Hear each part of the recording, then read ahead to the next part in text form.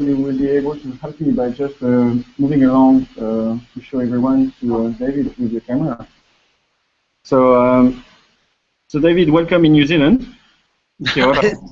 It's as close as I've ever been to New Zealand. Virtually speaking. Yeah, it is a bit strange because Laurent is French, so you're hearing a French accent in New Zealand. Exactly. Yeah, welcome and say hello in front of that camera. Hi there, Dave. I'm Tom. Tom, very good to meet you. And once again, I apologize for the confusion over the time and things. Oh, that's all right. Yeah, sometimes the time zones are a little bit hard to figure out. Okay, and David, you are live now in a classroom at AUT University. Yeah. And the students that we've got here are part of a Bachelor of Graphic Design, now called Visual, Design, Communication Design. It used to be Graphic Design. And basically, we're taking them through mobile social media and showing them also mobile tools that you would use for creativity, mainly, or for collaborations, sharing. And we've been using your app, Viclone app, for the last 2 years now here at AUT University with Tom, pushing the limits, trying to do a few things, and we love it. Certainly limits to be pushed. Well, we're very excited by it. I mean, it's been quite a ride over the last 3 years. Having the idea, developing the idea, building the technology. Just to give you a little bit of context, I'm CTO at Viclone. The original, I don't know if you know the story. I can tell it briefly. It might be a good sort of starting point of conversation. So, Viclone was founded by 2 British guys who found themselves together in Los Angeles. The together is not so much of a coincidence because they're actually related. Joe Sumner, who is our rock star, and he really is a rock star, was performing at Glastonbury 4 years ago now, and looked up while he was playing and singing and saw a sea of people holding up their mobile phones. And he was used to this, so he'd be on tour, and the next day after a gig, his manager would talk to him and say, have you seen what people have been posting on Facebook? And he'd go and have a look, and the sound would be dreadful, and the video would be very poor, and you might get a couple of good shots, but then someone would jump up in front of you and ruin it. So Joe put his mind to thinking about what would happen if we could build something that would be better for the fans in terms of capturing a better experience of the concert, which they could then watch and share. Better for the bands as a record of the gigs. Better for the management and for the venues, because there may be some possibility for monetizing this content. So the idea of Viclone was born. David King Lassman, the other founder, is actually Joe's uncle, and had already built and sold a couple of very successful technology companies. One in the education space, one in browser assist technology, which actually pivoted into a betting platform, of all things. So he's been around the block several times in terms of the tech entrepreneur. He's one of those rare things. He's actually a technically savvy entrepreneur. He knows about technology, and at times, although not in Viclone, at times he has been known to program. So they had the idea.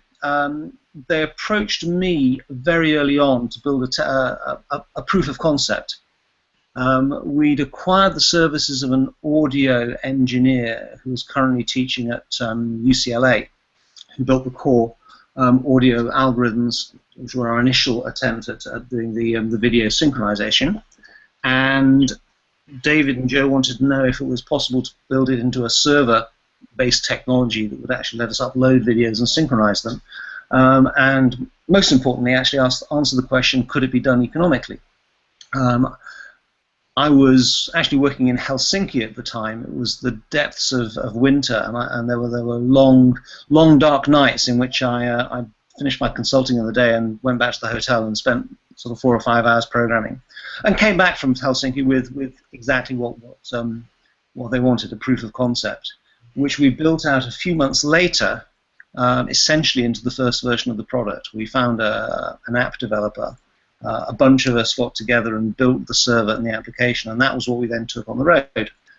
Very important part of this early experimentation and the early product development was actually, like I said, about costing the technology. Our platform is currently running on Amazon Web Services.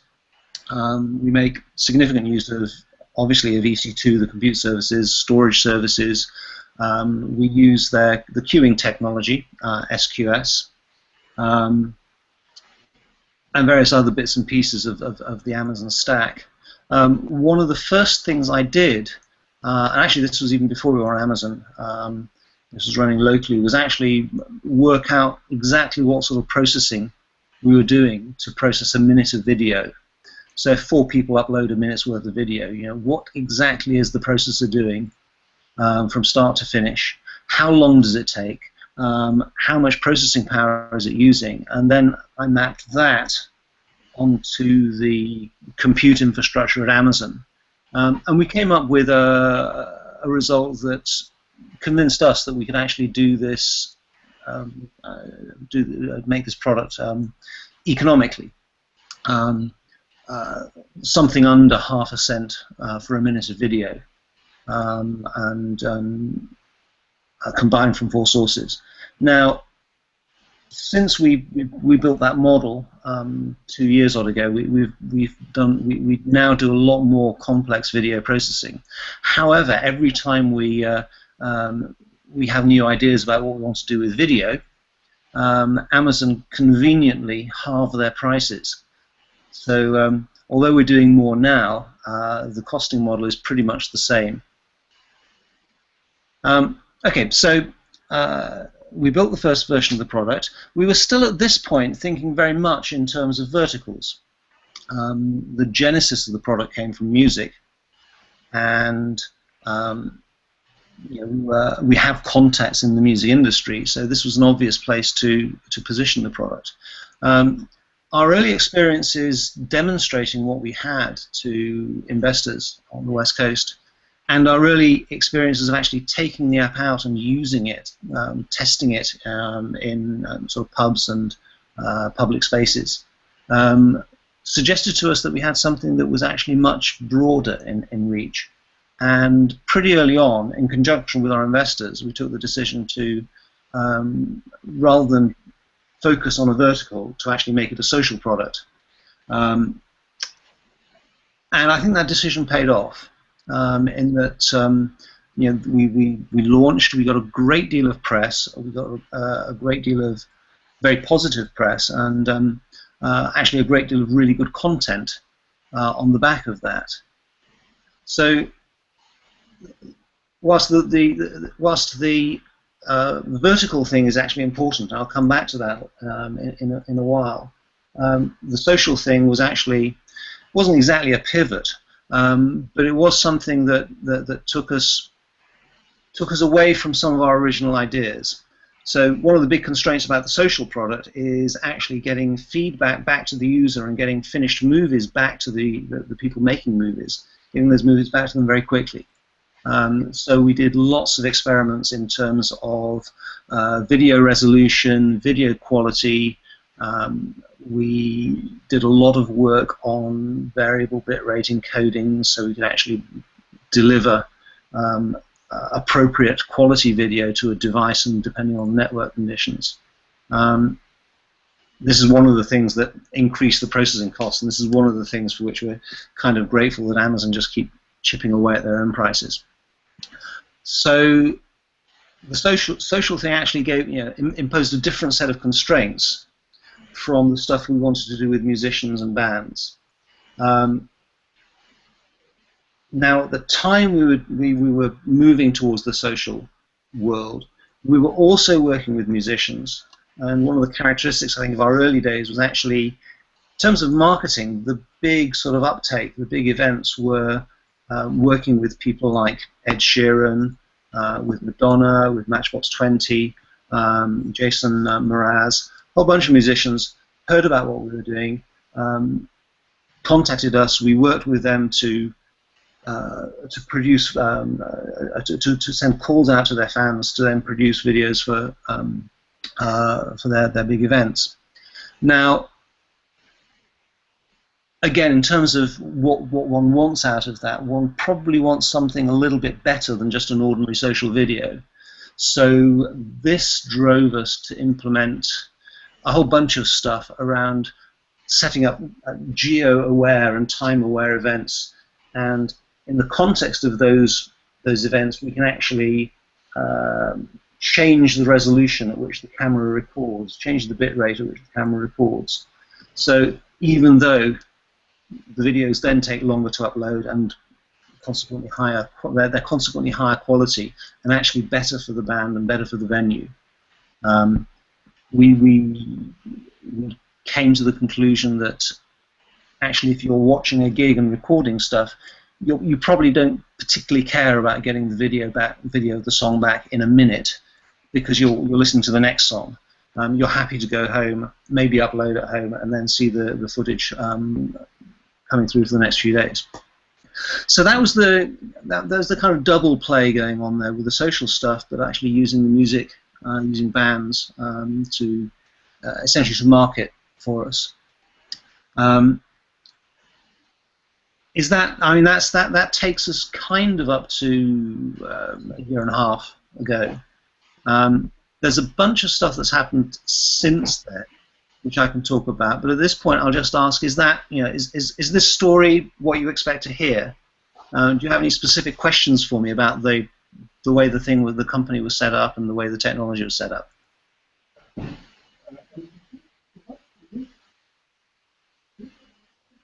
No, all good, all good. Any questions? Everyone's happy, Dave. They're all listening intently. Okay. I think one of the things that we played around with beginning of this year was the idea of using hashtags to curate the video rather than just the GPS, because we were doing a global project. Yeah. And you were sort of setting up of I can't remember what you call them now. Oh, that's right. We call them, it's lip sync is the notion. So being able to sing along or dance along to a video that's already in the app. Okay. So there are some stories around the way that particular feature developed as well. Originally, this was bubbling along as a notion of a separate product, which got as far as a couple of proofs of concept. We were actually then approached by the BBC, Radio 1, to the disc jockeys, to the DJs Dan and Phil. Technically very savvy. They'd made a name for themselves on YouTube, and had been, on the back of that, had been hired by the BBC, and approached us to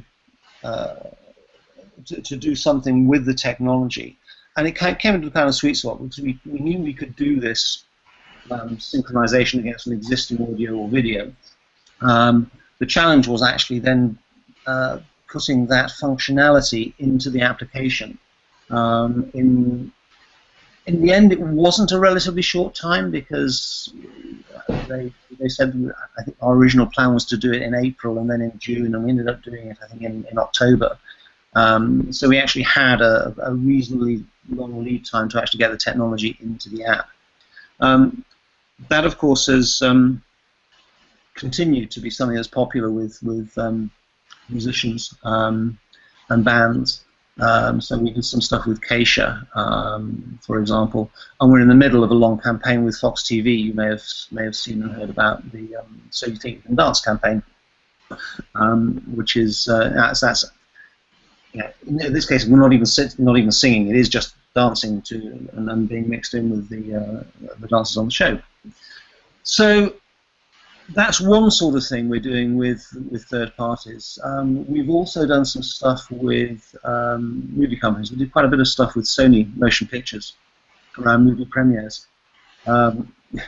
And at this point, my credibility goes out of the window, because the first thing we did was Global Smurfs Day, followed by the Smurf 2 movie premiere. So this was to do with capturing video at events, excuse me, which, at least in principle, fans of the movies would come along to these things with cameras and record. That would be mixed in with video from Smurf ambassadors who would participate in these events. And one of the big goals that Sony had was to actually get some content, we call it a sizzle reel, which is a kind of summary cut of all of the movies from all around the world that people have made. Now, speaking candidly, one of the issues we've had with quite a number of the, not so much the musicians we've worked with, but some of the larger corporates, has been the marketing relationship. We know from experience the musicians are very good at getting calls out to their fans and getting good engagement. Things like movie companies and TV companies seem to be much less switched on about that. With the Smurfs, the amount of content we got was not what I anticipated. Nevertheless, our customer was very, very happy. And the reason they were happy was that they had, at the end of the event, they had one place they could go to see all the video that was captured.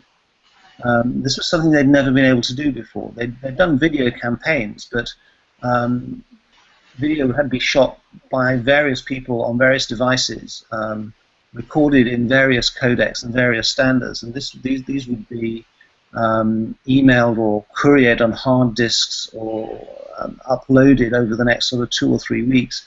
All of this video footage would arrive in their editing suite, and they would have a horrible job to actually get it into a state where they could actually edit all this different video into one consistent, even if it's only a sort of 30-second or minute and a half sizzle reel. It was something they found difficult. We gave them the ability to actually get all of that content in the same format, download it at once, and then make whatever extra assets they wanted out of that. So that was slightly unexpected. They were very happy about that. They did actually do a little bit better in the next few movie premieres that we were involved in. Again, my musical credibility goes out of the window at this point, because the One Direction movie was one of the big movies that we did, and that was effective. In terms of engagement, the band themselves had videoed them. We had people with the band in the limo, filming them on the way to the premiere and getting out, and then in the cinema, and that footage was also mixed in with the fan footage. So this is actually something about building engagement with social media between the artists and the fans. Well, quite an important thing, Dave, is that integration of social media and the choice of basically going mobile first with being a smartphone app. So, leveraging your links with Twitter and Facebook and Google Plus, stuff like that. So how's that sort of impacted the whole development of the app, I suppose? So, and the social side and the sharing was important from the get-go, and we've had Twitter and Facebook integration from the start, and people use it. I'd say that there are challenges in social video, and I don't know whether you've talked about this in your course on your looking at some of the other social video apps out there. Some of our competitors who've kind of fallen by the wayside. Video is kind of hard. It's harder than tweeting, and it's harder than just taking a still picture, because you're making a commitment when you're actually shooting video. You're holding the camera up for a minute, filming something, rather than just pointing the phone and pressing a button. Once you've done that, you have a decision to make about whether you're going to share it. You might want to watch some of it to work out whether it's any good or not, and we do so. So people drop off at that stage because maybe they filmed something they're not happy with. Clearly, the media is richer than a still picture, so it takes a little bit longer to upload and process, which I think is fine. But then actually watching the video and sharing it afterwards is also more of a commitment. You're not just looking at a picture and saying, "Yeah, I like that, I'll share it." There's a bit more commitment involved, and that's a challenge. I think another challenge is that people are kind of getting the hang of taking decent pictures, and actually, even if you're not taking decent pictures, if you're just taking a selfie and capturing a sort of moment, then that is also something something nice to share. Video, long-form video in particular, is harder from that point of view. I guess that's why Vine and Instagram have been very popular. That's right, and those are really interesting. I don't regard those as video. That's actually a sort of it's a different thing.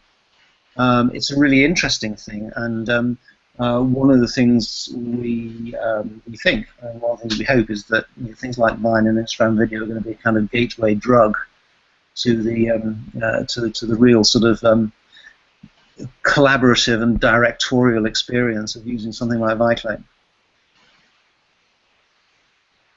Yeah, it's certainly a unique app, and I think it's got lots of potential. So we're going to sort of explore it a bit here with the class and get them to have a bit of a play. But, thank you very much. And are there any questions that you guys want to ask?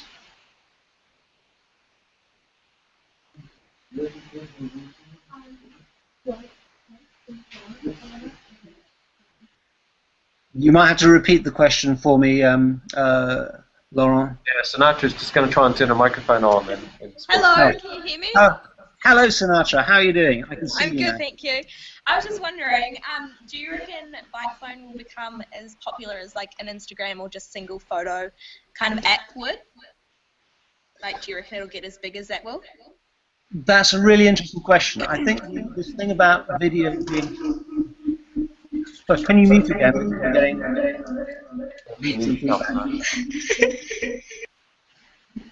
Thank you. Okay. I think the thing about video being harder than just taking pictures is an important point. I think it will come. One of the ambitions we have for Viclone and for video, one of the things we see happening is at some point when you take a video and upload it, it will be the obvious thing to happen for that video to be combined with stuff that other people have done at the same time in the same place. So we see this as being kind of a core technology for mobile video and social video, regardless of whether it's in an app called Viclone or whether it's something that happens when you upload to YouTube or any of the other services. So from that point of view, I think we're blazing a trail and trying to set down a marker for something which I think is going to become universal. I think people will get more interested in the creative possibilities of collaborative social media, collaborative video, because that's something. It's clearly something that Viclone has that none of the other video apps have. Vine and Instagram and Vidi as was and Social Cam, all of those are a single point of view. There have been one or two people who've tried to do multi-angle stuff, and again they've kind of fallen by the wayside. So we're quite happy to be last one standing at this particular point. One of the things we're doing, we're working hard on at the moment, is, well, I've been talking with the team about this for a long time, is purpose. And the thing about actually giving someone an app like Viclone is that people will use it if there is something they want to do with it. If it resonates with a purpose. Now that purpose might be going to a gig and filming your favorite band, it might be filming a children's party or a school event, but actually tying in with that sense of purpose rather than just giving people an app and saying, here's a video app. So one of the things we've been working on is this notion of people being able to set up their own events. This has been around on the website now for a little while. So you can actually, as it were, set up choose a time and a place, give it a tag, and send invitations out to your friends to come and film with you at a particular time and place. I think that purpose thing is really, really important.